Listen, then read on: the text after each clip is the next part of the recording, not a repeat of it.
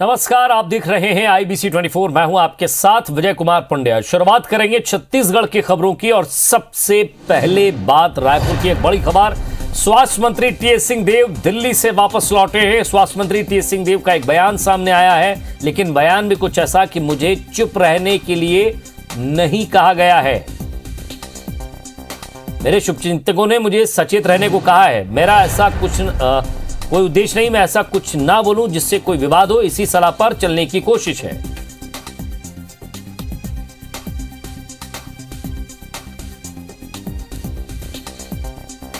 स्वास्थ्य मंत्री टीएस सिंहदेव का बयान सामने आया। उन्होंने कहा मुझे चुप रहने के लिए नहीं कहा गया है।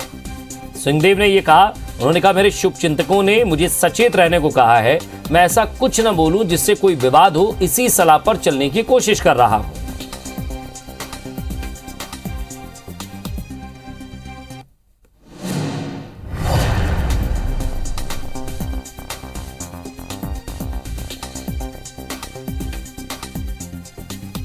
मुझे केवल ये सलाह मिल रही है कि मीडिया के सामने कोई ऐसी चीज नहीं बोलना, सब कोई माहौल खराब नहीं करना, आपके तरफ से कोई ऐसे कमेंट नहीं आने चाहिए। और कुछ वाकई में बचा नहीं है, इतनी सारी चर्चा हो गई है तो कुछ नया कहने को है भी नहीं। चुप रहने के लिए नहीं कहा है, मेरे को कुछ शुभचिंतकों ने सचेत रहने के लिए कहा है कि ऐसी कोई बात ना आप कह दो जिससे कि अनावश्यक विवाद हो। बस वही सलाह है, मैं प्रयास कर रहा हूं उस पर चलूं और बाकी में कुछ नया कहने को भी नहीं। और इधर बस्तर में बीजेपी के 3 दिनों के चिंतन शिविर की शुरुआत हो चुकी है और इस शिविर में मिशन 2023 के लिए रणनीति तैयार की जा रही है। वहीं बीजेपी के इस आयोजन पर कांग्रेस ने तंज कसते हुए कहा कि 15 साल तक बीजेपी को आदिवासियों की याद नहीं आई और अब चिंतन शिविर किया जा रहा है। छत्तीसगढ़ में सत्ता की चाबी बस्तर संभाग को माना जाता है। बीजेपी ने भी बस्तर में चिंतन शिविर का आयोजन कर मिशन 2023 की तैयारी शुरू कर दी है, जिसमें बीजेपी आने वाले विधानसभा चुनाव के जीत की रणनीति तैयार कर रही है। भाजपा प्रदेश की स्थिति को देखते हुए कोई कोताही नहीं बरतना चाहती। ऐसे में राष्ट्रीय स्तर के नेताओं के साथ चर्चा भी गोपनीय रखी गई है।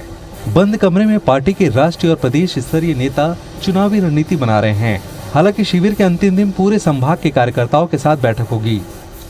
भारतीय जनता पार्टी का चिंतन शिविर शुरू हो रहा है। ये 3 दिनों तक चलेगा। परसों दोपहर को इसका समापन होगा। हम लोग के पास मिशन 2023 है और इस चिंतन शिविर में कैसे हम लोग 2023 का विधानसभा चुनाव में विजयश्री हासिल करेंगे, इस पर चिंतन होगा। आने वाले 3 महीने और 6 महीने के लिए कार्य योजना और 2.5 साल की कार्य योजना और ये मुख्य बिंदु यही रहेंगे कि 2023 के चुनाव में भारतीय जनता पार्टी को सफलता कैसे मिलेगी और इस सरकार के 2.5 साल की असफलता को जनता के बीच उनके जन घोषणा पत्र को लेकर हम कैसे जाएंगे। वहीं बस्तर की 12 सीटों के साथ सत्ता में एंट्री करने वाली कांग्रेस भी बस्तर को अनदेखा नहीं करना चाहती। हाल ही में कांग्रेस के कई मंत्री और विधायक राज्य के परफॉर्मेंस को लेकर कांग्रेस नेता राहुल गांधी से मिलने पहुंचे, लेकिन राहुल ने उन्हें छत्तीसगढ़ में ही मिलने की बात कही और इसलिए राहुल गांधी को भी बस्तर में ही बुलाने की तैयारी है। बस्तर वो क्षेत्र है जहां 4000 से भी ज्यादा लोगों की जमीन वापसी करने का काम राहुल गांधी जी ने आदेश दिया था और प्रदेश की भूपेश बघेल जी की कांग्रेस की सरकार ने वो पट्टा वापस देने का काम किया है। कितना भी शिविर लगाए, कितना भी मंथन करे, वो बस्तर के जनता बहुत आगे जा चुके हैं, पढ़े लिखे हो चुके हैं। भूपेश बघेल ने मुख्यमंत्री बनने के बाद लोंडीगुड़ा का ज़मीन बेच चुके थे। लोंडीगुड़ा का ज़मीन को आपस करने वाला हिंदुस्तान का पहला सरकार है भूपेश बघेल का सरकार। शिविर होना चाहिए, चिंतन शिविर होना चाहिए, मंथन शिविर होना चाहिए, जितने प्रकार का शिविर होना चाहिए, लेकिन आपका उद्देश्य जन सेवा के लिए होना चाहिए, विकास के लिए होना चाहिए। आपका एजेंडा में राष्ट्रीय विकास का एजेंडा क्या होगा वो होना चाहिए। वहीं कांग्रेस का ये भी कहना है कि भाजपा को बस्तर की चिंता के बजाय खुद की चिंता करनी चाहिए। दोनों पार्टी ने मिशन 2023 की तैयारी शुरू कर दी है। अब दिलचस्पी इस बात को लेकर बढ़ गई है कि आखिर बीजेपी इस चिंतन शिविर के जरिए जीत का कौन सा फॉर्मूला लेकर आती है। Star Jain, IBC 24, Raipur. और बिलासपुर नगर निगम की सामान्य सभा की दूसरी बैठक संपन्न हुई, जिसमें 819 करोड़ रुपए का बजट पास किया गया, लेकिन इसे लेकर विपक्ष ने सत्ता पक्ष को घेरना शुरू कर दिया। दरअसल नगर निगम की सामान्य सभा ने शहरी विकास के लिए 819 करोड़ का बजट पास किया। बहुमत के आधार पर बजट को मंजूरी मिल गई, लेकिन अब इस पर सियासत शुरू हो चुकी है। सदन के बाहर मुद्दा बनाकर विपक्ष बजट के बहाने निगम सरकार को घेर रही है। पूर्व महापौर का कहना है कि निगम सरकार का यह बजट काल्पनिक है। हकीकत से इस बजट का कोई सरोकार नहीं। पूर्व में इस बजट से शहर की जनता को कोई लाभ नहीं मिला। शहर विकास के सारे काम ठप पड़े हैं। इधर निगम सरकार इस बजट को अब तक का सबसे ठोस बजट बता रही है। मेयर का कहना है कि इस बार शहर के हर वार्ड विकास को ध्यान में रखकर निगम सरकार ने बजट पास किया है। इस ढंग से आज वर्तमान में 2 सामान्य सभा हुई है, जिसमें एक पार्षद को बोलने का अवसर मिलता है और उनको बारी बारी से महापौर के द्वारा या MIC के सदस्य के द्वारा जवाब दिया जाता है। और हर वो व्यक्ति को जो उस सदन का सदस्य है, निष्पक्षतापूर्वक उनको बात करने का अधिकार दिया जाता है। वो सही कह रहे हैं कि ऐसा केवल जो है कल्पनाओं का बजट बना, जो केवल कागजों में ही विकास के काम दिखाए, यथार्थ की धरातल पे कहीं भी कोई विकास के काम पिछले बजट के नहीं दिखे। केवल ये कागजों में और आंकड़ों के खेल में ही बयानबाजी करके विकास के काम को आगे बढ़ाने की बात कह रहे हैं। और इधर रायपुर से एक बड़ी खबर मिल रही है। RSU में चल रहा छात्रों का आंदोलन खत्म हो गया है। कुलपति के आश्वासन के बाद आंदोलन खत्म हुआ है। रविशंकर शुक्ल विश्वविद्यालय में छात्रों ने आज प्रदर्शन किया। ऑनलाइन परीक्षा की मांग कर रहे थे छात्र। विश्वविद्यालय प्रबंधन ने विचार करने का आश्वासन दिया है। उच्च शिक्षा मंत्री ने भी छात्रों को भरोसा दिलाया है।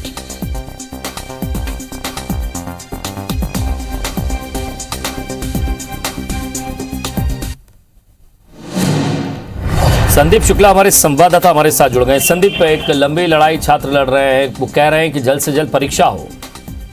देखिए, छात्रों की ये मांग है कि परीक्षा हो, लेकिन वो ऑनलाइन मोड से हो, क्योंकि पढ़ाई जो है वो ऑनलाइन मोड से हुई। और इनका आरोप है कि अभी तक किसी भी कॉलेज में जो रविशंकर शुक्ल यूनिवर्सिटी से एफिलेटेड है, वहाँ पर कोर्स पूरा नहीं हुआ है। इस कारण ऑफलाइन परीक्षा दिक्कत होगी, इसलिए वो ऑनलाइन परीक्षा कराए जाने की जो मांग कर रहे हैं। बैठे थे, लगभग 2,500 से 3,000 छात्र थे और शाम को तक 2 बार जो है छात्रों का एक प्रतिनिधिमंडल कुलपति से मुलाकात करता है, मंत्री से मुलाकात करता है। अब इस पर कुलपति ने जो आश्वासन दिए हैं उस पर यह सुनाई में आ रहा है, बताया जा रहा है कि आगे तारीख आगे बढ़ाई जाएगी परीक्षाओं की। और दूसरा, जो 2 परीक्षा के बीच में जो दिनों का गैप दिया जा रहा है कि इसमें छात्र तैयारी कर सके, लेकिन इससे कहीं ना कहीं छात्र असंतुष्ट दिखाई दे रहे हैं। एक छात्रों जो छात्र 2-3 ऐसे मुलाकात करके उच्च शिक्षा मंत्री। शुक्रिया संदीप, आपकी आवाज साफ नहीं आ पा रही है। हालांकि ये उच्च शिक्षा मंत्री ने भी छात्रों को भरोसा दिया है कि जल्द ही उनकी सुनवाई होगी।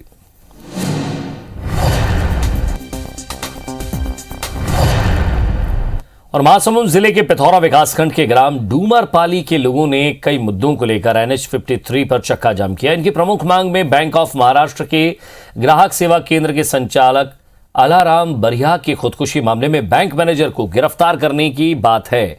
आपको बता दें कि 6 अगस्त को अलाराम ने खुदकुशी की थी। सुसाइड नोट में बैंक मैनेजर मिलन कुमार सलम को समल को दोषी ठहराया गया था। ग्रामीणों की मांग है कि बैंक मैनेजर को तत्काल गिरफ्तार किया जाए और परिवार के भरण पोषण के लिए 50 लाख रुपए का मुआवजा दिया जाए।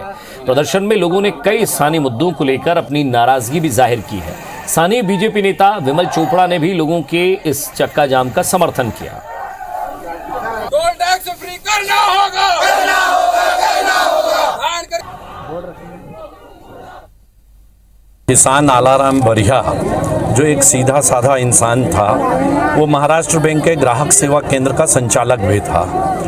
महाराष्ट्र बैंक के मैनेजर की प्रताड़ना और उसके खाते से जबरन पैसे निकालने के कारण उसे कर्जदार बना दिया गया, जिसके कारण वो आत्महत्या करने के लिए मजबूर हुआ। उसके आत्महत्या के प्रेरित करने का दोषी है, उसको आज भी गिरफ्तार नहीं हुआ है 22 दिन बाद, इसलिए ये चक्का जाम किया गया है।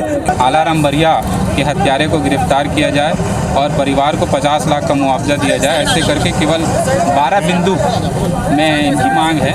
ये पत्र हमें मिला है, इसको प्रशासन की ओर से माननीय मुख्यमंत्री जी की ओर प्रेषित किया जाएगा।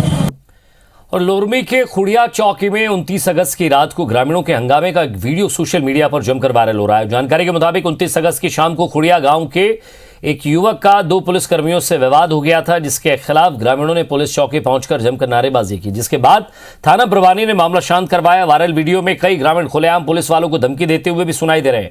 आपको बता दें कि हाल ही में मुंगेली जिले को एसआरई में शामिल किया गया। ऐसे में ग्रामीणों के इस तरह से हंगामा करना कई गंभीर सवाल खड़े कर रहा है। बहरहाल पुलिस के अधिकारियों के निर्देश पर लोरमी एसडीओपी घटना की जांच कर रहे हैं।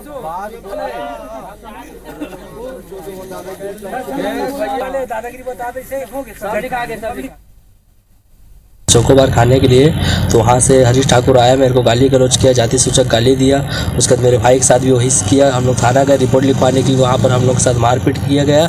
उसके बाद हम लोग को भगा दिया गया वहाँ से। उसके बाद साहू साहब आए यहाँ से लोरमी से। उसके बाद हम लोग का बयान लिया गया। उसके बाद हम लोग को घर जाने के लिए बोला गया, लेकिन अभी तक कुछ सुनवाई नहीं हुई है। 10-15 लोग आए थे कि हमें आरक्षक मनोज नेताम और हरीश ठाकुर सैनिक है, हरीश ठाकुर सैनिक, हमें गाली गलौज दिया है, इस संबंध में आवेदन देने आए थे।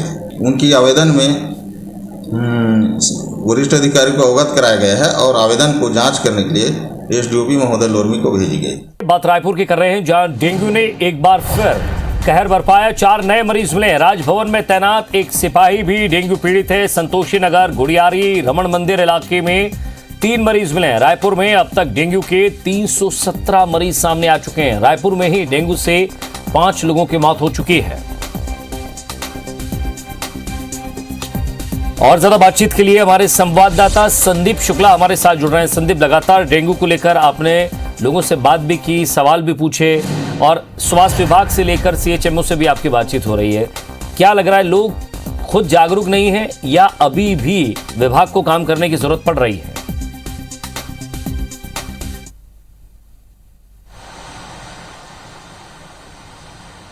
देखिए विजय जी, लगातार रायपुर में डेंगू पैर पसार रहा है। 5 मौत हो चुकी है। इसमें सबसे बड़ी 2 चीजें देखने को हमें मिल रही है। एक तो लोग लापरवाही बरत रहे हैं। बार बार बताया जा रहा है कि घर में पानी न जमा होने दीजिए, ना गमले में, ना बर्तन में, ना किसी टायर में, किसी भी चीज पे। लोग अपनी टंकियों की सफाई नहीं कर रहे हैं, जिसके कारण लगातार डेंगू का जो मच्छर है वो पनप रहा है, लगातार बीमारी फैल रहा है। और सबसे बड़ी बात, रायपुर का ऐसा चारों कोने में से ऐसे कोई भी कोना नहीं बचा जहाँ डेंगू ना फैला हो। तो हम बार बार मीडिया प्रयास कर रहे हैं कि प्रशासन को सचेत करें, ताकि दिल्ली में जैसे एक तरह से हुआ था कि डेंगू का इतना प्रकोप हो गया था कि कोरोना से ज्यादा मौतें हो रही थी, ये स्थिति हो गई थी बोला जाता है। लेकिन स्वास्थ्य विभाग की आपको बता दें कि बहुत बड़ा पल्ला झाड़ने की बार बार बात सामने आ रही है। जैसे कि हमने बताया कि 5 लोगों को से डेंगू की मौत हो चुकी है। अब जैसे कोरोना में मौत का आंकड़ा छुपाया जा रहा था, उसी प्रकार से कहीं न कहीं जिला स्वास्थ्य विभाग डेंगू की मरीज की मौत का आंकड़ा छुपा रहे हैं, क्योंकि बार बार बोलते हैं, इनका साफ साफ एक बात ये कहते हैं, सीएमएचओ मीरा बघेल वो भी कहती हैं कि जो मृतक था उसकी एलाइजा रिपोर्ट नहीं है ब्लड की, जबकि मीडिया बार बार दिखा रहा है कि उनकी जो डेंगू की जांच हुई थी उसमें NS1 पॉजिटिव मिला था, उसके बाद इलाज के दौरान उसकी मौत हो गई। तो इस पर जिला स्वास्थ्य विभाग कहता है कि उसका एलाइजा टेस्ट नहीं हुआ था, इसलिए हम उसको कंफर्म टेस्ट नहीं मानते। अब इसे बड़ी लापरवाही देखिए कि ठीक है, अब ये मत मानिए कि वो जिला स्वास्थ्य विभाग उसको कंफर्म ना करे, लेकिन आपकी जिम्मेदारी बनती है कि जिस मरीज की मौत हो गई है, अस्पताल ने डेंगू के इलाज का बिल लिया है, उसकी रिपोर्ट्स में डेंगू लिखा है, डेथ समरी में डेंगू मिला है, आप उसके घर में जाइए, लोगों की जांच करवाइए। 200 मीटर की पेरीफेरी में जांच करने का नियम होता है। लेकिन स्वास्थ्य विभाग खाली ये ना हो जाए कि उन्हें डेंगू के मौत के आंकड़े को स्वीकारना पड़े, इसलिए स्वास्थ्य विभाग जाता नहीं है, उसके लोग वहां जाते नहीं है, और जिनके घर में मौत हुई है उनके घर और उसके आसपास के पड़ोसियों से पूछताछ नहीं की जाती कि आपको डेंगू है या लक्षण है, या उनके घर के आसपास जांच नहीं की जाती। तो सिर्फ अपना पल्ला झाड़ने के लिए बहुत बड़ी लापरवाही बरती जा रही है, तो ये भारी पड़ सकती है, बहुत ज्यादा लापरवाही। जी बाकी संदीप, स्वास्थ्य विभाग को भी और लोगों को भी समझने की जरूरत है। बहुत बहुत शुक्रिया इस तमाम बातचीत के लिए। तो लगातार डेंगू पैर पसार रहा है, हम भी आपसे कहेंगे कि जरा सतर्क रहें और परिवार को सुरक्षित रखें। इधर रायपुर के स्वामी विवेकानंद एयरपोर्ट पर आने जाने वाले यात्रियों के लिए राहत भरी खबर है। एयरपोर्ट पर NHMMI के सहयोग से मेडिकल इंस्पेक्शन रूम की शुरुआत की गई है, जहां फ्लाइट ऑपरेशन के दौरान मेडिकल सुविधा हमेशा उपलब्ध रहेगी। एयरपोर्ट निदेशक राकेश सहाय, NHMMI के अध्यक्ष सुरेश गोयल और NHMMI के फैसिलिटी डायरेक्टर नवीन शर्मा की मौजूदगी में मेडिकल इंस्पेक्शन का रूम, जिसका आज शुभारंभ किया गया। मेडिकल इंस्पेक्शन रूम के साथ NHMMI की टीम ने एयरपोर्ट पर एक एम्बुलेंस भी डेडिकेट की है, जो सिर्फ एयरपोर्ट पर आने वाले हवाई यात्रियों और एयरपोर्ट स्टाफ के लिए उपलब्ध रहेगी। इस मौके पर एयरपोर्ट के निदेशक राकेश सहाय ने कहा कि एयरपोर्ट पर यात्री सुविधा में और इजाफा होगा। वहीं NHMMI के अध्यक्ष सुरेश गोयल के मुताबिक अपने हॉस्पिटल के माध्यम से लगातार वे लोगों को बेहतर स्वास्थ्य सुविधा उपलब्ध कराने की कोशिश करते हैं। मेडिकल इंस्पेक्शन रूम इस दिशा में एक और कदम है। NHMMI की फैसिलिटी डायरेक्टर नवीन शर्मा ने बताया कि मेडिकल इंस्पेक्शन रूम में पूरी तरह से ट्रेंड स्टाफ को नियुक्त किया गया है।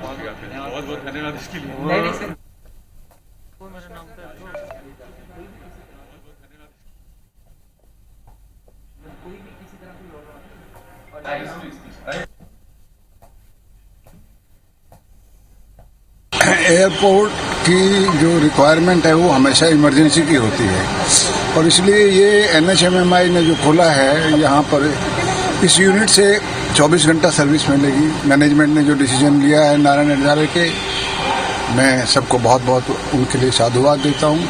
बहुत बहुत बधाई है यहाँ के पैसेंजर को। तो पैसेंजर्स के लिए ये बहुत ही ज़रूरी फैसिलिटी है, राज्य सरकार की ओर से भी दिया जा रहा है और आज से जो NHMMI जो यहाँ की एक बहुत ही प्रतिष्ठित संस्थान है उनकी तरफ से भी किया जाएगा। मेरी टीम बहुत ही खुश है आज से कि एक अच्छी ब्रांड इमेज के साथ वाली जो कंपनी आ रही है साथ में। 24/7 यहाँ पर इमरजेंसी केयर की सुविधा दे रहे हैं। राउंड दी क्लॉक हमारे डॉक्टर्स रहेंगे, हमारे पैरामेडिक्स रहेंगे, नर्सेज रहेंगे। किसी भी तरह की कोई भी इमरजेंसी है, कार्डियक इमरजेंसी है, किसी भी तरह की है, हम उससे निपटने के लिए सक्षम रहेंगे।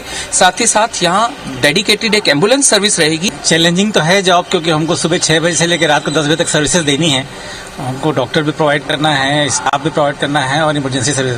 बट हम लोगों ने ये चैलेंज को लिया है और हम लोग अपनी तरफ से पूरी क्षमता के साथ ये काम करेंगे। और इसी के साथ फिलहाल इस बुलेटिन में इतना ही। नमस्कार।